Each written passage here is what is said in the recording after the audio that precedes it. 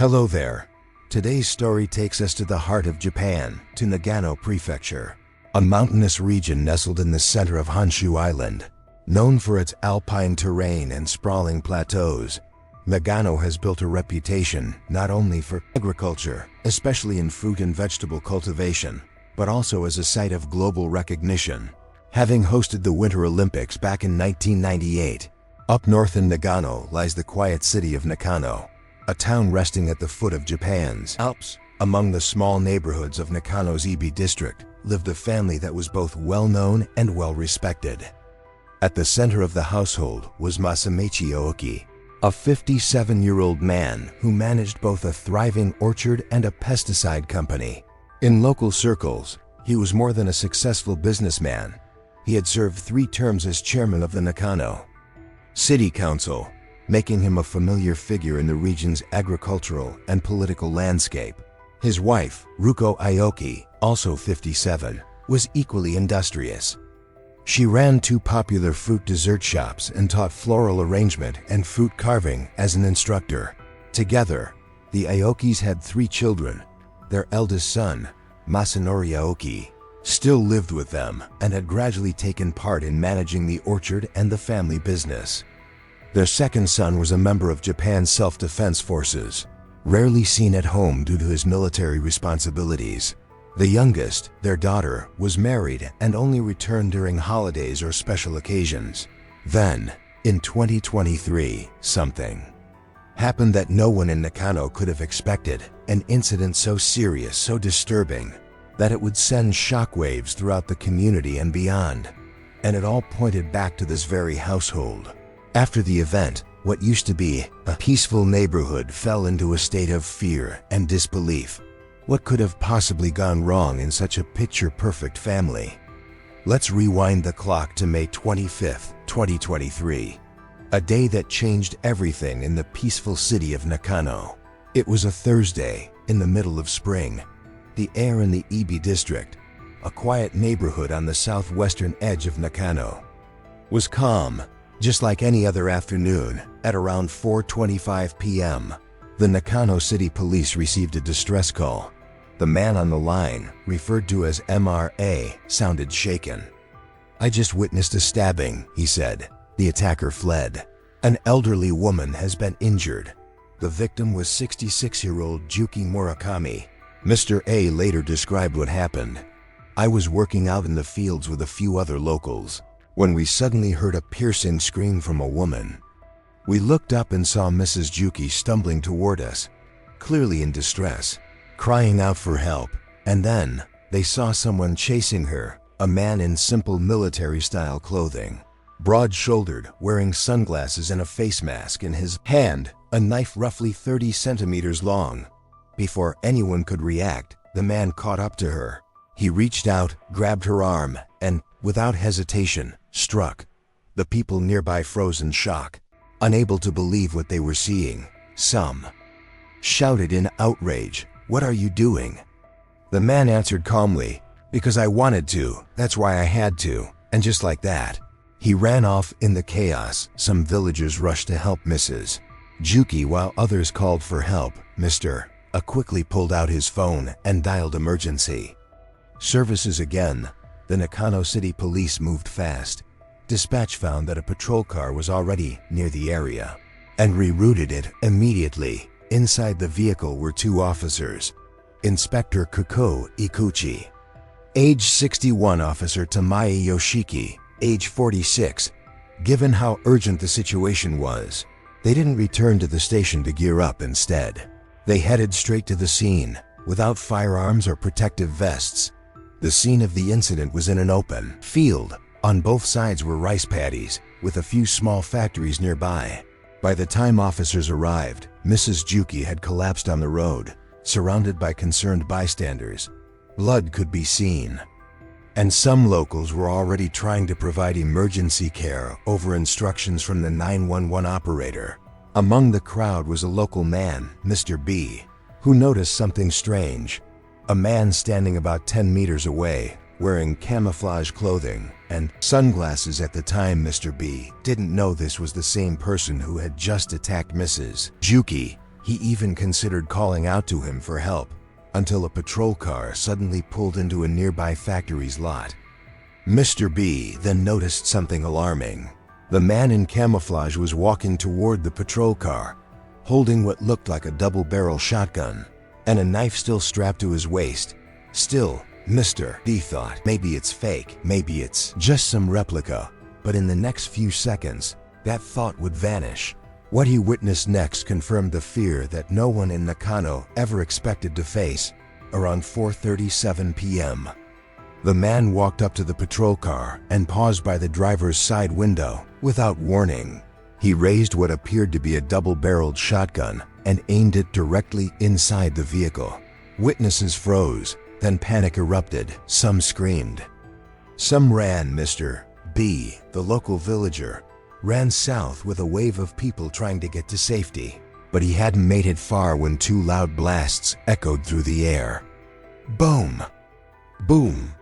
The patrol car swerved uncontrollably, veered into a nearby factory lot, and crashed into a wall. One of the officers inside, Tamai Yoshiki, age 46, managed to open the passenger door. He stumbled out, clutching his left arm, clearly hurt. Gathering his strength, he moved to the rear of the vehicle, trying to approach the attacker, but the suspect reacted instantly, in a quick motion. He pulled a knife from his waist and lunged, though the specific details of the altercation were never fully disclosed. Mr. B, who witnessed the scene, later said the suspect didn't show fear or remorse. In fact, he even smiled, as if none of it really mattered. Then, he turned and calmly walked away, heading in the opposite direction from everyone else. The crowd remained in shock. No one had time to react when officers and emergency responders checked the scene. They found one officer on the ground outside the vehicle and another still inside, barely conscious. That was Inspector Kako Ikuchi, 61, who had been hit and was in critical condition. Sirens wailed as backup units and medical teams arrived. In force, the injured were rushed to the hospital. The windshield of the police car had shattered. Glass littered the ground, not far from the vehicle. A dark stain on the pavement marked the chaos that had unfolded. Dashcam footage later confirmed what no one wanted to believe. The suspect had attacked both officers in broad daylight. Not far from that spot, another similar scene remained, the place where Mrs. Juki Murakami had collapsed after being chased. Witnesses told investigators it was the same man who attacked both the villager and the police after fleeing the scene. He took his weapon and headed north, toward a two-story house roughly 160 meters away. That house wasn't just any home. It belonged to Masamichi Aoki, the chairman of Nakano City Council, and the suspect's own father. After attacking 3 people, the man entered the house and took hostages inside. The story spread fast. This wasn't just a crime scene. It was now a standoff. Within hours, over 100 officers were deployed to the area, including special tactical units. Authorities still didn't know the suspect's motive, so they quickly set up a 300-meter perimeter around the house and evacuated nearly 40 surrounding households for safety. Public announcements warned nearby residents to stay indoors and avoid going outside until further notice. Loudspeakers echoed through the neighborhood as officers called out to the suspect, urging him to surrender. Inside the home, the man had taken 2 women hostage. Ruko Aoki, wife of Masamichi Aoki, her older sister, age 60. At one point, the suspect appeared at a window and shouted that he would not surrender. Then he pulled the women out of view, disappearing inside the house once again. The air grew tense. No one moved. The entire city seemed to hold its breath, waiting for what would happen next. The negotiation was going nowhere, with hostages involved, and those hostages being the wife and sister-in-law of the city council chairman. Police were under enormous pressure. They couldn't rush in. Every move had to be calculated. Every word had to matter. Crisis negotiators worked around the clock to try to connect with the suspect. They used all the psychological strategies they had, but there was no response, no demands, no willingness to talk. Meanwhile, snipers and tactical units were positioned on rooftops, locked in, watching every window of the house. Between 6 o'clock and 7 p.m., a grim update came in. Mrs. Juki Murakami, along with the 2 police officers injured earlier, had succumbed to their wounds. Mrs. Murakami's injuries were severe. The 2 officers, Tamai Yoshiki, 46, and Inspector Kako Ikuchi, 61, had both sustained multiple wounds. One had been hit in the chest. The other had serious trauma to his upper body. Despite all efforts, their lives couldn't be saved. Then, around 8 p.m., 2 more gunshots rang out, this time from inside the Aoki residence. The standoff had escalated. Everyone outside went completely silent. Despite continued efforts, negotiations still showed no progress. Then around 8:35 p.m., a sudden breakthrough. One of the hostages, Mrs. Ruko Aoki, managed to escape. She ran to police and delivered a shocking revelation. The person inside. "It's my son. His name is Masanori Aoki." She was shaking as she spoke. "That afternoon, after Masanori came home, he locked me and my sister inside. He shut all the windows, all the doors. At first, I didn't know what was going on. It wasn't until police surrounded the house that I realized something terrible had happened, and that my own son was responsible." She told officers that she had tried to talk him into surrendering, but he refused. He became agitated twice. He had attempted something drastic with a handgun, but failed both times. Now that the suspect's identity was confirmed, police began trying to call the house. Once or twice, someone picked up, but said nothing. Then the line would go dead. They still had no idea what Masanori truly wanted. And so, the tense standoff dragged on. Around 12:10 a.m., the second hostage, Mrs. Ruko's older sister, also managed to escape. She told police, "Masanori's not in a good state. He's unstable, and I'm worried he might hurt himself. Or worse." With this information, officers shifted their strategy, hoping to de-escalate the situation without force. Then, at 2 a.m., Masanori finally showed himself. He stepped into view holding a gun. For a moment, it looked like he might surrender. But just as quickly, he turned away and disappeared back inside. It wouldn't be until 4:37 a.m., just as the sky began to lighten, that he re-emerged. This time, he came out through the back of the house. He paused, reached down, and gently stroked the small white dog the family kept as a pet, almost like he was saying goodbye. Then he quietly walked toward police and gave himself up. Masanori Aoki was arrested. By that time, 12 hours had passed since the first attack. But there was still more. When investigators entered the house, they found something horrifying. In a quiet corner of the home, the body of a 70-year-old woman, later identified as Yasuko Takeuchi. She had been missing since the day before. She was a close friend of Mrs. Murakami. The two would often take evening walks together. An autopsy confirmed multiple wounds and a time of death consistent with the beginning of the incident. Around 12 hours earlier, inside the home, investigators recovered 4 firearms, including a handgun believed to be the murder weapon and a knife approximately 30 centimeters long. Matching the description from witnesses, the suspect's name was Masanori Aoki. He was 31 years old, born in 1992, and a native of Nagano Prefecture, the same quiet region where everything had unfolded.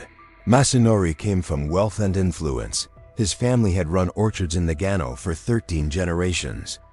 His father was a respected man, and both parents were well known in the community. Masanori was the eldest of 3 siblings. After dropping out of college, he moved back home and rarely went outside. It wasn't always like this though. As a child, Masanori had shown promise. He was smart, athletic. He played on the local youth baseball team. While he wasn't the best hitter, he had a strong arm and could hold his ground behind the plate. Coaches praised his coordination, and his mother never missed a game. But as he got older, things changed. His performance started to slip in high school. He lost his spot as the starting catcher and was benched after a series of disappointments. Masanori quietly walked away from the sport, and from that moment on, something shifted. He became distant. Disengaged, he no longer reached out to classmates. He would only respond when spoken to, and even then, only with short, flat answers. Still, many of his classmates believed he was a gifted student, someone who could have done something meaningful in the future. In his final year of high school, Masanori joined the school's mountain climbing club. His social circle shrank. He spoke less and less. Eventually, he enrolled in a private agricultural college in Tokyo, majoring in farming, presumably to one day carry on the family business. But just before graduating, he suddenly dropped out. No warning, no explanation. Rumors began to swirl that he had struggled with mental health. Later, Masanori admitted, "I was bullied in college. I didn't feel safe talking to anyone. That's why I came home, to help my parents on the farm." At his father's request, Masanori joined Japan's self-defense forces, but he left after only a few months and returned home. From then on, he became more isolated. He rarely left his room. Even family gatherings and celebrations, he wouldn't show up. Not even for his sister's wedding in 2020. Guests came, relatives toasted, but Masanori was nowhere to be seen. Neighbors confirmed this too. One recalled that during political speeches and campaign events hosted at the Aoki home, Masanori was never once spotted, not even in the background. Still, his parents never gave up on him, despite his increasingly unusual behavior. They saw Masanori as their heir, the one who would someday take over the orchards and continue the family legacy. To help him re-engage, his mother gave him a management role at their fruit dessert shop, but it didn't go well. He wouldn't greet customers. He would just stand there, blankly watching people come and go, like he wasn't really present. Eventually, he stopped showing up altogether, yet still, his parents kept trying. In 2022, they gave him an entire farm to run, named after him. No less, but again, nothing changed. The farm failed to meet even basic expectations. Privately, his parents were heartbroken. To outsiders, Masanori seemed serious, quiet, and even respectful. He wasn't the type to pick fights or cause problems. So, how does someone like that end up taking 4 innocent lives? No one had answers. In the aftermath of the tragedy, Masanori's father, the city council chairman, held a press conference. That same day, he resigned from his position, citing personal reasons. The National Public Safety Commission also held a press briefing, expressing condolences to the families of the 4 victims. They confirmed that Masanori legally owned firearms and had met all the conditions required to obtain them. Japan has some of the strictest gun control laws in the world. Out of 125 million people, only about 154,000 legally own firearms, and they go through background checks, mental evaluations, extensive training, and rigorous interviews. Masanori passed every one of those tests. No red flags, no warnings, and yet, here we are. Masanori Aoki had been a licensed firearm owner for 8 years prior to the incident. Not only did he have a valid permit, he legally owned 4 guns, including a handgun. He was no stranger to shooting ranges. In fact, he visited them regularly and was reportedly very skilled with firearms.